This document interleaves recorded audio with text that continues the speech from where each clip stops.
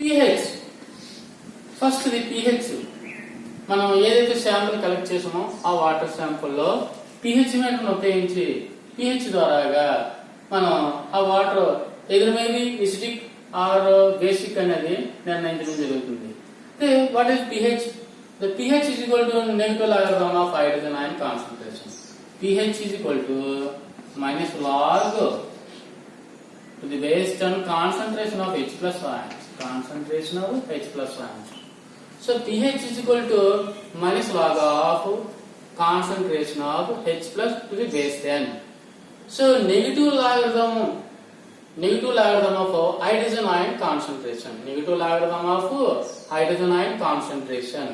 Hydrogen ions concentration అంటే water లో dissolve అయిపోయిన సాల్ట్స్ కానీ అదే విధంగా మినరల్స్ కానీ అంటే ఎంతవరకు సాల్ట్స్ డిజాల్వ్ అయిపోయాయి, ఎంతవరకు మినరల్స్ అన్ని అందులో డిజాల్వ్ అయిపోయాయి, it can use as a pH.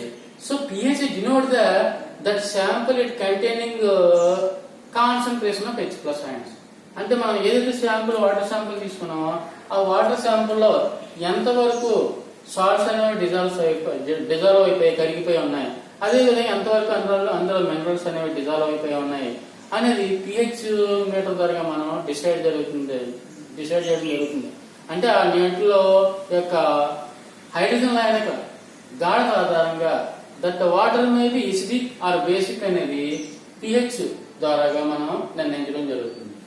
So second parameter చూస్తే alkalinity.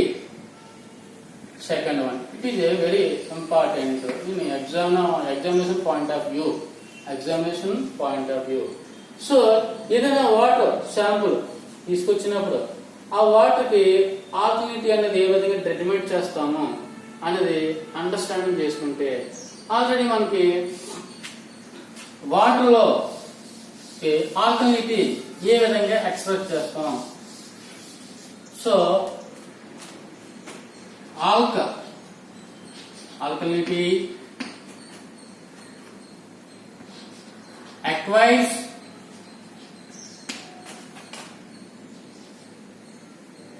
so alkalinity aqueous are present in aqueous water due to so alkalinity in water or alkalinity acquires due to presence of ఎందువల్ల వస్తుందంటే major carbonate CO3 minus 2 carbonate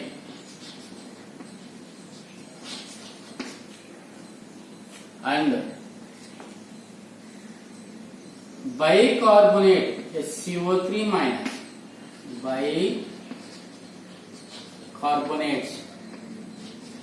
bicarbonates and hydroxide ions, such hydroxide ions of metals such as ఏంటి metals main. So ఇక్కడ calcium, magnesium,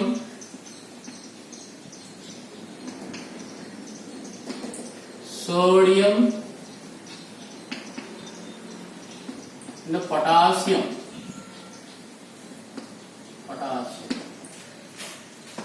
so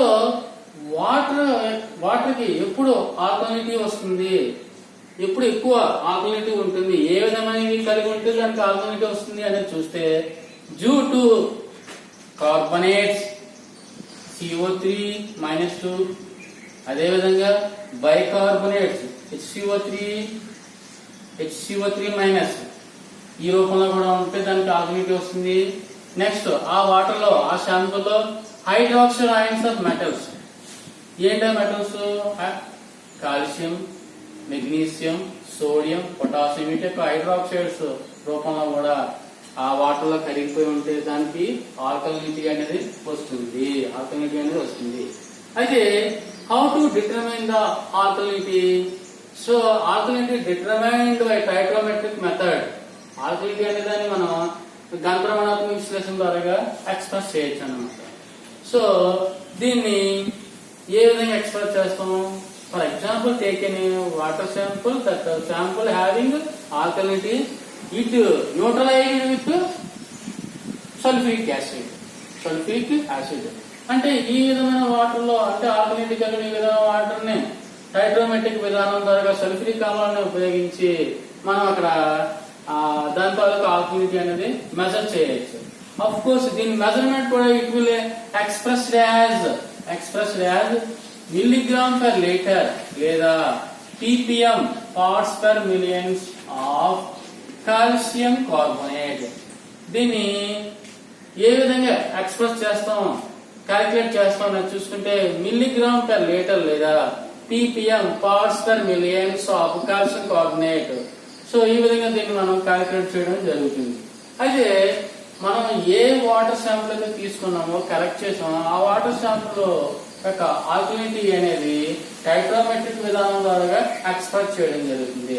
so ఈ టైట్రోమెట్రిక్ విధానం ద్వారా express చేసినప్పుడు it is titrated to against sulphuric acid. Sulphuric ఆమ్లంతో మనం titration ద్వారా నిర్ణయించడం జరుగుతుంది, డిటర్మైన్ చేయడం జరుగుతుంది. ఫర్ ఎగ్జాంపుల్, బ్యూరేట్ లోకి సల్ఫ్యూరిక్ యాసిడ్ ని తీసుకుని పిపెట్ లోకి 50 ml గానీ 100 ml గానీ 50 ml పిపెట్ తో మనకి కోనికల్ ఫ్లాస్క్ లో 50 ml తీసుకుని కోనికల్ ఫ్లాస్క్ లో వాటర్ శాంపుల్ ట్రాన్స్ఫర్ చేసి దానికి ఫినాప్థలిన్ ఇండికేటర్ యాడ్ చేస్తాం. సో ఫినాప్థలిన్ ఇండికేటర్ యాడ్ చేసినప్పుడు దానికి పీక్ కలర్ వస్తుంది. సో దట్ pH నుండి అరౌండ్ 8.3 10 మధ్య ఉండొచ్చు అటువంటిప్పుడు. సో దీని ఇటు against sulphuric acid titrated. So ఆ వాటర్ శాంపుల్ కోనికల్ ఫ్లాస్క్ ని బ్యూరేట్ లో ఉన్న సల్ఫ్యూరిక్ ఆమ్లంతో టైట్రేషన్ చేసినప్పుడు ఆల్రెడీ మనం ఫినాప్థలిన్ వేసాం కాబట్టి 2 drops ఫినాప్థలిన్ వేసాం కాబట్టి pink colour changes to colourless గా మారే వరకు టైట్రేషన్ చేస్తాం.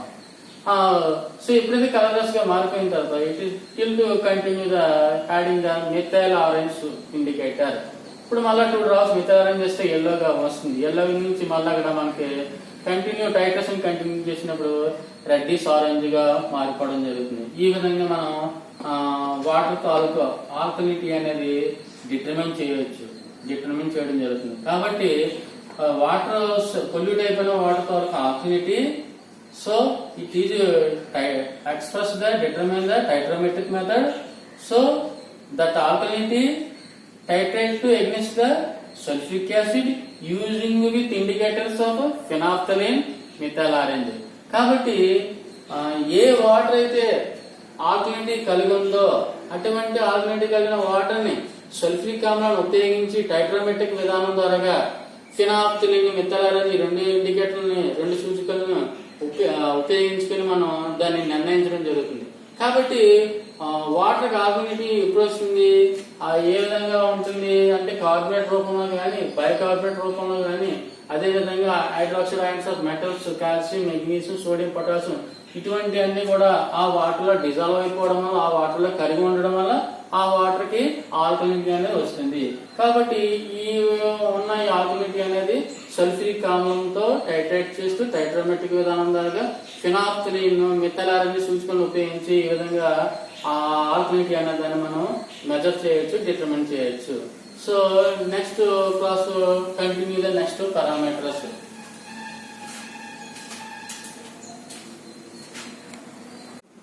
వాటర్ క్వాలిటీ పారామీటర్స్ లో next parameter SBT.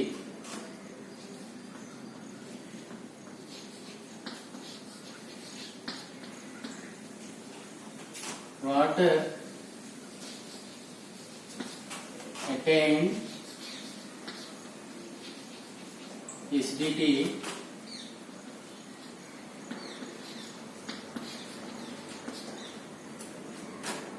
from industrial effluents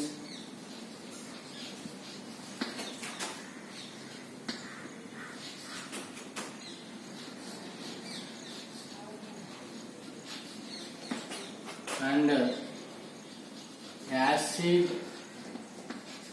acid mine acid mine drainage.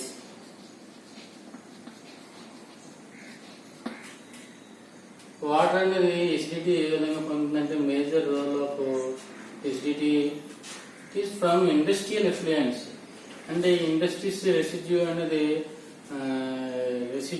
వాటర్లో డిజాల్వ్ అయిపోవడం వల్ల ఆ రెసిడ్యూ ఎఫ్లూయెన్స్ సీవేజ్ వాటర్లో కలిసిపోవడం వల్ల మనకి ఇండస్ట్రియల్ ఎఫ్లూయెన్స్ అనేది వద్ద నీటిలో కలిసిపోతే ఇండస్ట్రియల్ ఎఫ్లూయెన్స్ అనడం జరుగుతుంది. అండ్ యాసిడ్ మైన్ డ్రైనేజ్ అంటే యాసిడ్ గన్లు అనేవి వాటి యొక్క పారుదల వలన కూడా వాటర్ ఎసిడిటీ వస్తుంది అన్నమాట.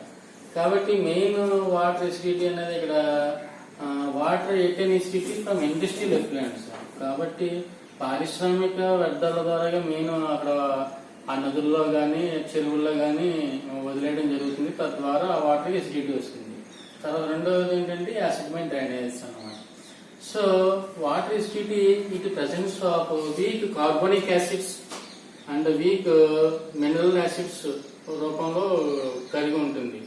సో ఆ విధంగా వీక్ కార్బోనిక్ యాసిడ్ కానీ వీక్ మినరల్స్ రూపంలో కరిగిపోయి వాటర్లో ఉండడం వల్ల ఆ వాటర్కి ఎసిడిటీ అనేది వస్తుంది. So it is estimated by standard sodium hydroxide. ఈ విధంగా ఎసిడిటీ కలిగిన వాటర్ శాంపుల్ ని ప్రమాణ సోడియం హైడ్రాక్సైడ్ ద్రావణంతో అంశమాపనం చేస్తాము. అయితే ఇందులో ఇండికేటర్ గా మనకి methyl orange,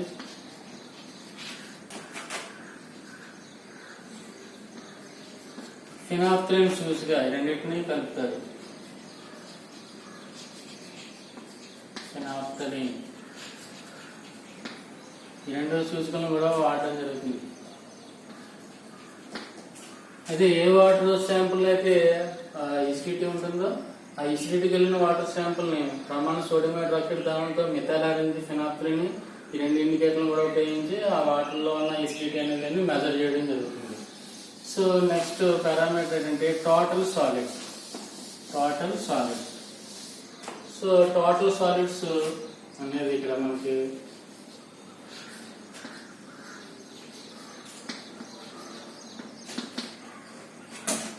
total solids means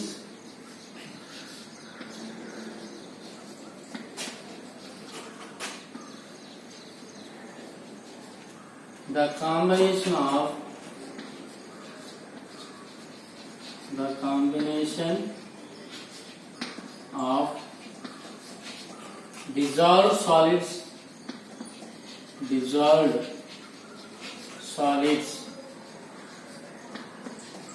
this is known as the TDS అని అంటారు. దీన్ని టోటల్ డిజాల్వ్డ్ సాలిడ్స్ అని కూడా అంటారు. TDS టోటల్ డిజాల్వ్డ్ సాలిడ్స్ అని కూడా అంటారు. And suspended solids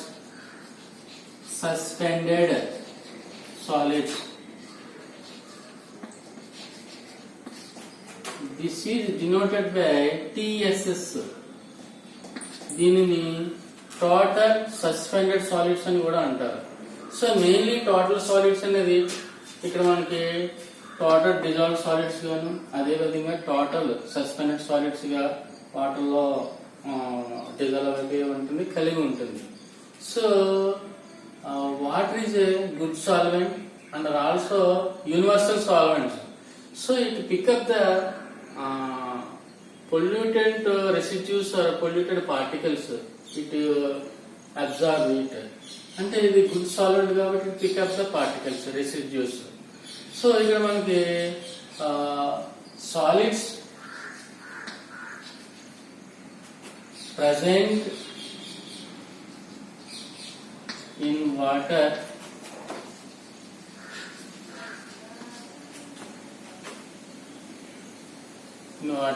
as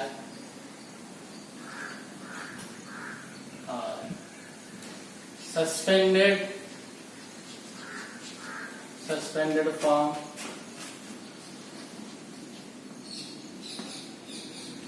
or another form, colloidal form,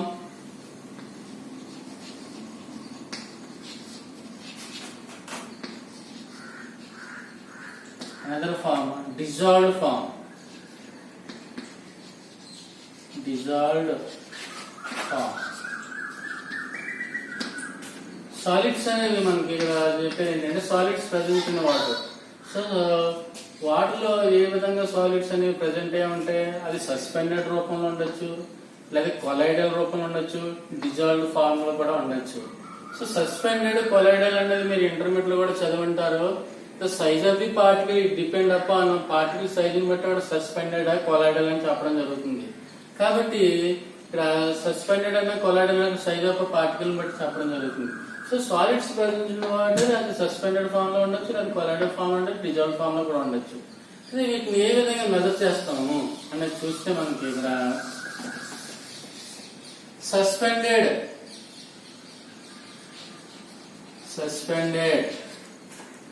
so ఇక్కడ మనకి ఈ రూపంలో ఉంటుందని చెప్పు. Suspended solids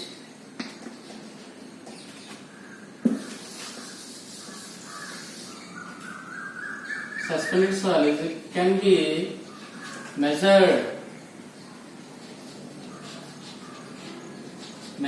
by filtration method.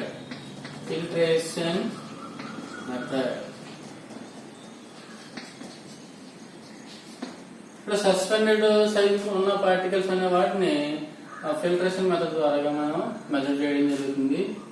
Another colloidal solids can be measured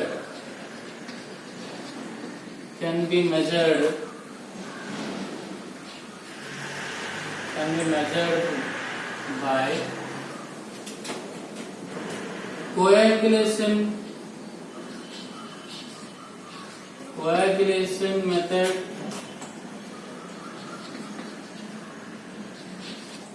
and sedimentation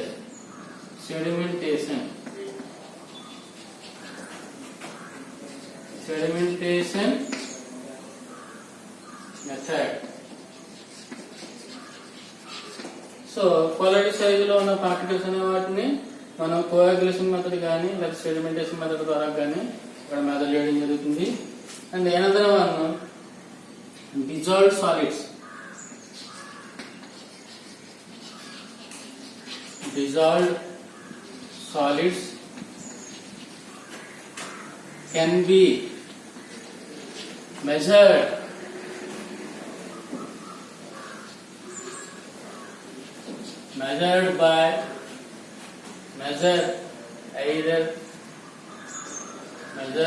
by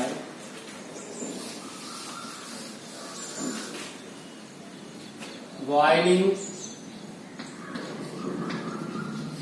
or chemical treatment method.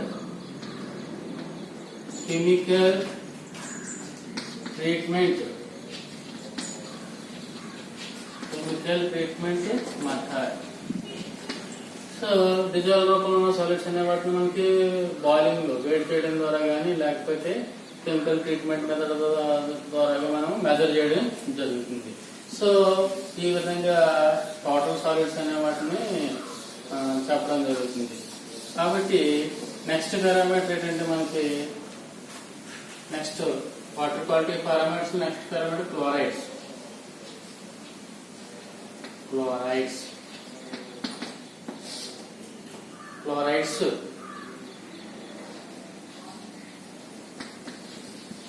నీటిలో క్లోరైడ్స్ పరిమాణం అనేది లెస్ దెన్ 250 వరకు ఉండొచ్చు. కానీ గ్రేటర్ దెన్ 250 ppm అనేది వాటర్ లో క్లోరైడ్ రూపంలో కరిగిపోయి ఉంటే మాత్రం ఆ వాటర్ శాంపుల్ ఆ వాటర్ అనేది మనం తాగడానికి కానీ అగ్రికల్చర్ పర్పస్ కానీ ట్రాన్స్పోర్ట్ కానీ పనిచేయాలన్నమాట.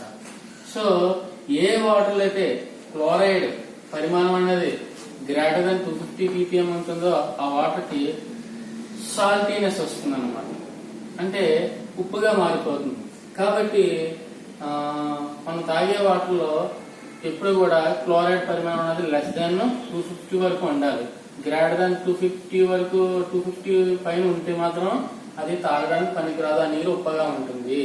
సో ఇటువంటి ఉప్పగా కలిగిన వాటర్ అనేది 250 ppm కంటే ఎక్కువ ఉన్న వాటర్ అనేది అగ్రికల్చర్ పర్పస్ కూడా మనకి పనికిరాదు. కాబట్టి ఈ విధంగా ప్రాపర్టీస్ ఏమంటాడంటే సాలినిటీ అని,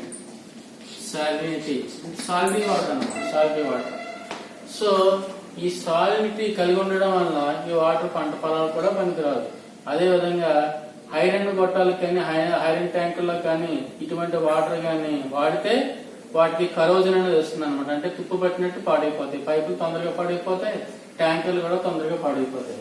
కాబట్టి ఏ వాటర్ శాంపుల్ అయితే క్లోరైడ్ పరిమాణం గ్రేటర్ 250 ppm ఉంటుందో అటువంటి వాటర్ పొల్యూటెడ్ వాటర్ గా కూడా చెప్పడం జరుగుతుంది, కన్సిడర్ చేయడం జరుగుతుంది. అయితే ఇటువంటి క్లోరైడ్ పరిమాణం 250 కంటే ఎక్కువ వాటర్ అనేది వాటర్ శాంపుల్ మనం తీసుకున్నప్పుడు ఇటువంటి వాటర్ శాంపుల్ అనేదాన్ని మనం ఏం చేస్తామంటే స్టాండర్డ్ సిల్వర్ నైట్రేట్ ద్రావణంతో మనం అంశమాపనం చేసి టైట్రేషన్ చేసి అక్కడ మనం ఏం చేస్తామంటే ఇందులో ఉన్న క్లోరైడ్ అనేది సిల్వర్ తో కలిసి సిల్వర్ క్లోరైడ్ ప్రెసిపేట్ గా మారిపోతుంది.